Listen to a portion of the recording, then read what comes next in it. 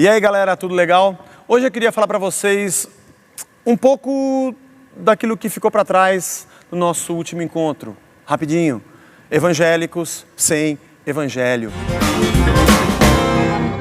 Pensa comigo, o que é o evangelho? Boas novas. Essa palavra, evangelion, ela tinha um porquê, ela tinha um motivo, ela representava algo. Boas novas, bom anúncio, boas notícias.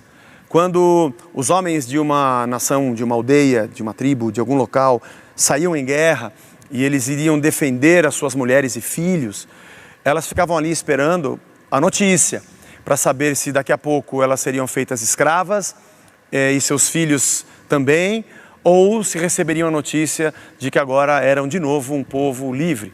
E logo aparecia o evangelista, o homem das boas notícias, com o evangelho, com a boa nova. E a boa nova, a boa notícia era essa: atenção pessoal, lutamos por vocês, vencemos o inimigo e vocês não serão escravas nem escravos, mas vocês serão livres. Essa é uma boa notícia. Alguém lutou por mim, alguém me defendeu, eu não tive que pagar, eu não lutei e eu não vou ser feito escravo.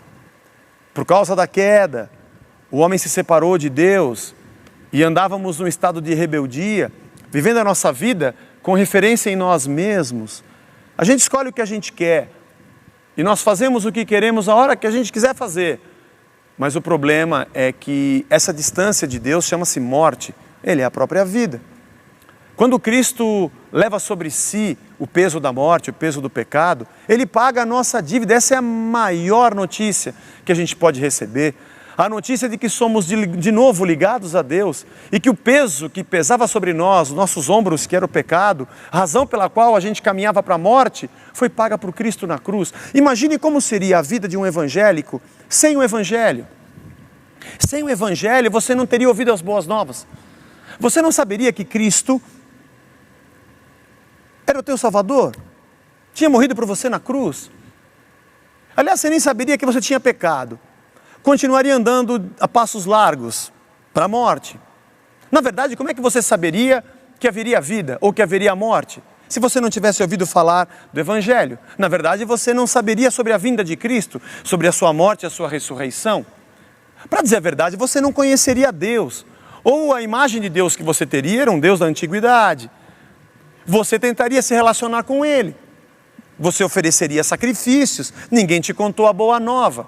Ninguém disse a você que Ele já tinha chegado, que o Messias havia nascido, e mais do que o Messias era o próprio Deus entre nós, o Emanuel. Com certeza você estaria matando animais para tentar agradar a Deus.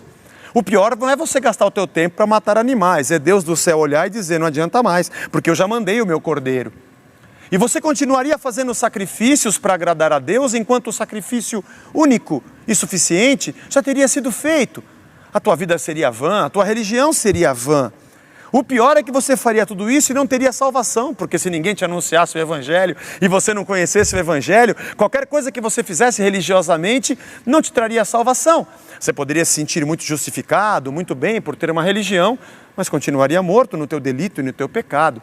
Sem ter o evangelho, sem conhecer o Messias, você não teria a promessa do Espírito. Ele não habitaria em você como a presença do próprio Deus na tua vida. Você seria alguém vazio de Deus, numa época em que Deus já havia enviado o seu Espírito, mas você não ouviu a boa nova, você não ouviu o evangelho, você continuaria sem saber quem é Deus, e Ele poderia estar habitando dentro de você.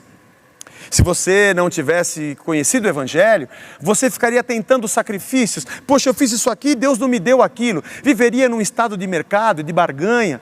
Alguém te diria: não, mas não pode ser assim, a pombinha não pode ter defeito. Ai meu Deus, eu fui errar. Enquanto Deus do céu te olharia dizendo: não, não é isso, eu enviei meu filho. É que você não ouviu falar do evangelho. E o pior é que depois de tudo isso, o pecado nos mataria.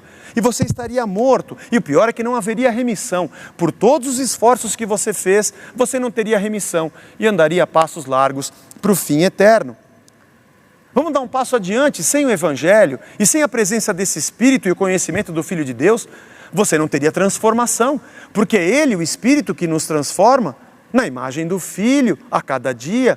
É o poder da palavra e do evangelho. Jesus disse isso para os discípulos: vós estáis limpos pelas palavras que vos tenho falado. Que testemunho nós daríamos ao mundo se a nossa vida não fosse transformada? Se ao invés de um cara duro e grosso, eu fosse uma pessoa educada? Se a minha imaturidade não se transformasse em equilíbrio? Se o meu ódio não se transformasse em amor? Se toda morte não se transformasse em vida? Que tipo de Deus eu anunciaria se eu não conhecesse o Evangelho e continuasse sem conhecê-lo?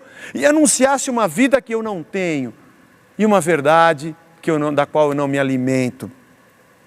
Eu não teria mudança de mente, não teria metanoia. Eu não seria uma nova criatura se eu não tivesse o Evangelho. E o pior é que a minha missão seria uma missão vazia. Pregaria, anunciaria, cantaria, faria eventos, faria shows de música cristã, falando sobre um Deus que não habita em mim, sobre uma verdade da qual eu não conheço, de uma salvação que eu não tenho e de um Salvador que não é presente. Um Emanuel que não está comigo e de uma verdade que eu não posso tocá-la e que ela não me toca. Na verdade, eu anunciaria uma caminhada perdida e desvairada como a minha, tentando agradar a Deus com os meus rituais religiosos. Se um evangélico não tivesse o Evangelho, na verdade ele não teria nada. O mais triste é ver que hoje se prega de tanta coisa, é tanta promessa, é tanto ícone, são tantos gurus, são tantos curandeiros, mas são evangélicos sem Evangelho.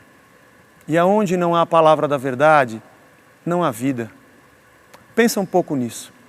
Esse vetor pode dar um sentido, direção e um pouco mais de conteúdo para a tua fé. Valeu? Até.